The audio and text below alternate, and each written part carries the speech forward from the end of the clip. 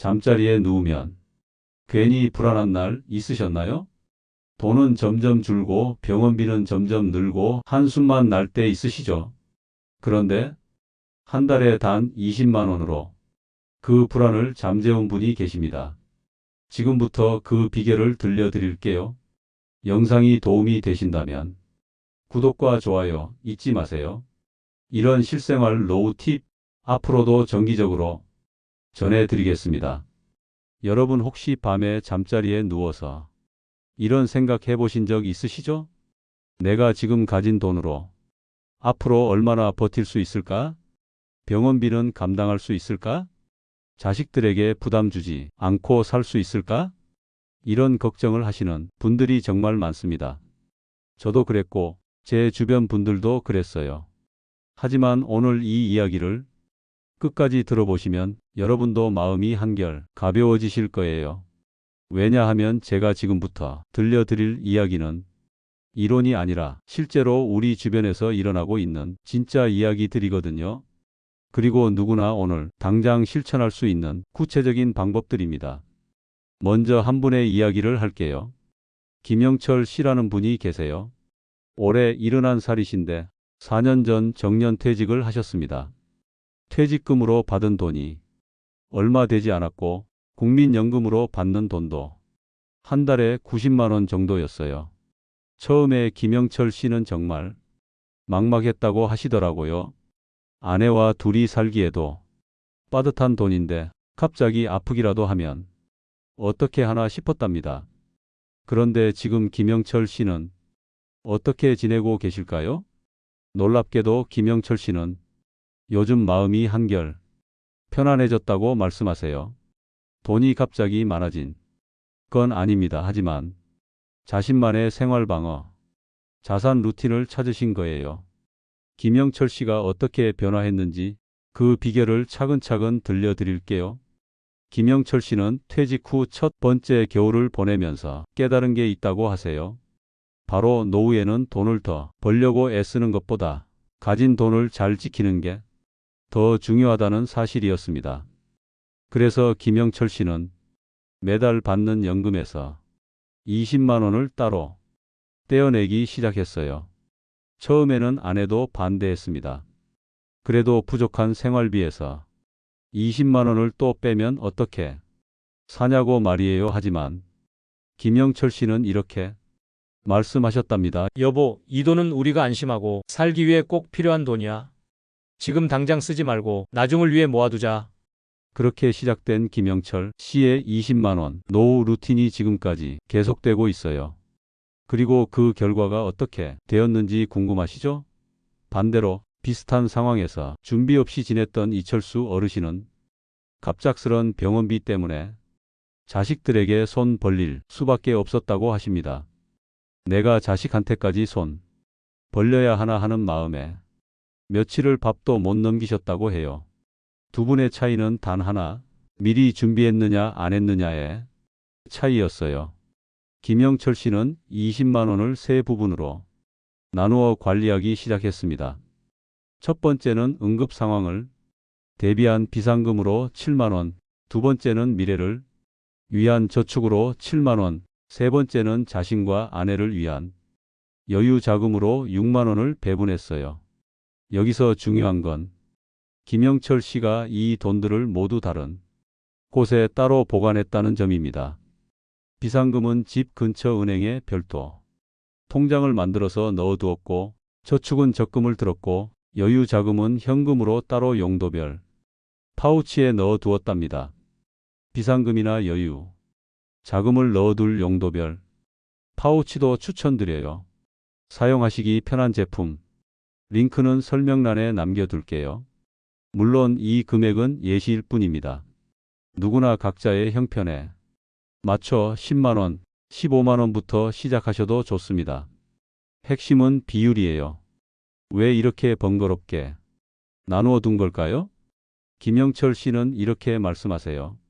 한 곳에 다 넣어두면 무의식 중에 자꾸 손이 가더라고요. 그런데 이렇게 나누어 두니까 함부로 건드리지 않게 되고 각각의 용도가 명확해져서 마음이 든든해요. 정말 그럴 것 같지 않나요?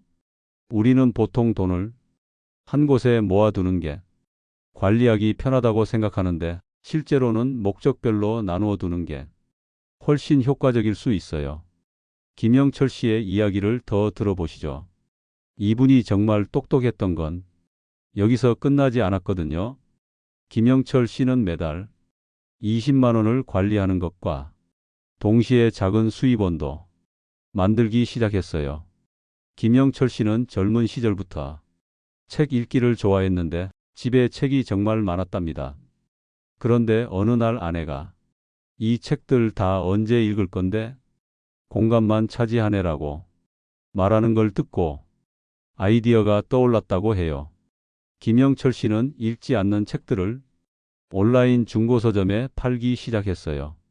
처음에는 서툴렀지만 점점 요령이 생겼고 한 달에 3만 원에서 5만 원 정도의 수입을 올릴 수 있게 되었답니다.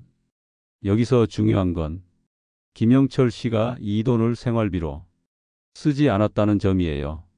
이 돈은 모두 비상금 통장에 넣어 두었거든요. 그러니까 매달 7만 원씩 넣던 비상금이 10만 원에서 12만 원으로 늘어나게 된 거죠. 이렇게 1년이 지나자 김영철 씨의 비상금 통장에는 100만 원이 넘는 돈이 모였어요. 그리고 이 돈이 있다는 사실만으로도 김영철 씨 부부의 마음이 한결 편안해졌다고 해요. 실제로 작년에 김영철 씨가 갑자기 허리가 아파서 병원에 갔을 때도 검사비며 치료비로 40만 원 정도가 들었지만 전혀 당황하지 않았답니다. 비상금 통장에서 돈을 꺼내서 쓰고 그 다음 달부터 다시 차곡차곡 모으기 시작했어요. 김영철 씨는 이렇게 말씀하세요. 예전에는 갑자기 목돈이 나갈 일이 생기면 어떻게 하나 싶어서 밤잠을 설쳤는데 지금은 그런 걱정이 없어졌어. 물론 돈이 많아진 건 아니지만 대비책이 있다는 게 이렇게 마음을 편하게 해주는 줄 몰랐어. 김영철 씨의 이야기에서 우리가 배울 수 있는 점이 몇 가지 있어요. 첫째는 돈을 목적별로 나누어 관리하는 것의 중요성이고, 둘째는 작은 수입원이라도 만드는 것의 가치입니다. 그런데 여기서 또 중요한 게 있어요. 바로 지출을 관리하는 습관이에요. 김영철 씨는 20만 원을 따로 떼어내기 시작하면서 자연스럽게 손 가계부를 쓰기 시작했다고 해요. 처음에는 스마트폰 앱을 써보려고 했지만 손에 익지 않아서 포기했답니다. 대신 작은 손 가계부 수첩을 하나 사서 매일 밤 그날 쓴 돈을 적기 시작했어요. 김영철 씨는 작은 수첩 하나로 자신의 삶을 바꾸셨습니다. 손 가계부 작성에 도움되는 수첩을 원하시는 분들은 설명란에 링크를 남겨둘게요. 김영철 씨는 이렇게 말씀하세요. 손 가계부를 쓰기 시작하고 나서 깨달은 게 있어야 해요. 내가 생각보다 쓸데없는 곳에 돈을 많이 쓰고 있었더라고요.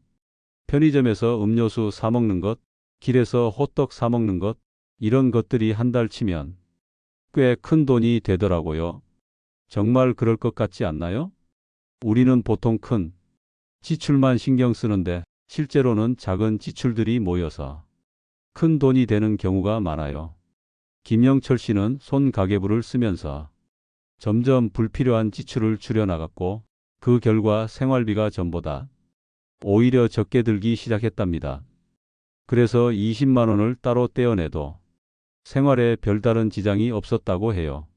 이제 김영철 씨 이야기를 정리해 보면서 우리가 실제로 어떻게 실천할 수 있는지 생각해 보시죠.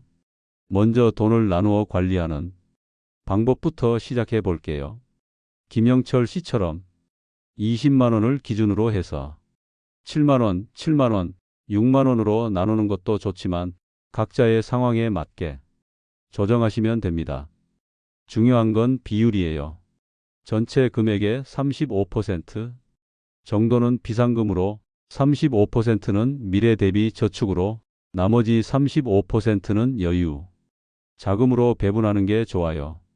예를 들어 15만 원을 따로 떼어낼 수 있다면 5만 원, 5만 원, 5만 원으로 나누시면 되고 30만 원을 떼어낼 수 있다면 10만 원, 10만 원, 10만 원으로 나누시면 돼요. 여기서 핵심은 무리하지 않는 거예요. 생활비를 너무 많이 줄이면 오히려 스트레스가 되어서 지속하기 어려워요. 처음에는 적은 금액부터 시작해서 익숙해지면 점점 늘려나가는 게 좋습니다. 그 다음은 작은 수입원을 만드는 방법이에요. 김영철 씨처럼 중고책을 파는 것도 좋은 방법이지만 다른 방법들도 있어요. 예를 들어 손재주가 있으신 분들은 간단한 수선일을 해주거나 요리를 잘하시는 분들은 집에서 반찬을 만들어 파는 것도 가능해요. 요즘은 온라인으로 이런 일들을 할 수 있는 플랫폼들이 많이 생겼거든요. 또 다른 방법으로는 자신의 경험을 나누는 일도 있어요. 예를 들어 육아 경험이 많으신 분들은 육아 도우미 일을 하거나 요리 경험이 많으신 분들은 요리 클래스를 열어볼 수도 있어요. 여기서 중요한 건 자신에게 무리가 되지 않는 선에서 하는 거예요. 건강을 해치면서까지 돈을 벌려고 하면 안 되거든요. 건강한 범위 내에서 즐겁게 할 수 있는 일을 찾는 게 중요해요. 그리고 이렇게 벌어들인 돈은 꼭 따로 보관하세요.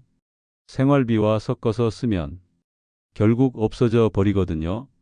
비상금 통장에 넣어두거나 별도의 저축 계좌를 만들어서 관리하는 게 좋아요. 마지막으로 손가계부 쓰는 습관에 대해 말씀드릴 거.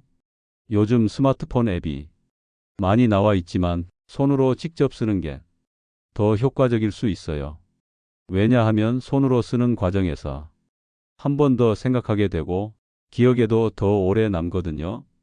손가계부를 쓸 때는 너무 복잡하게 하지 마세요. 날짜, 항목, 금액 정도만 간단히 적으면 됩니다. 중요한 건 매일 꾸준히 쓰는 거예요. 처음에는 빼먹는 날도 있을 텐데 그래도 포기하지 마세요. 일주일에 서너 번만 써도 전혀 안 쓰는 것보다는 훨씬 나으니까요. 손가계부를 쓰다 보면 자신의 소비 패턴을 파악할 수 있어요.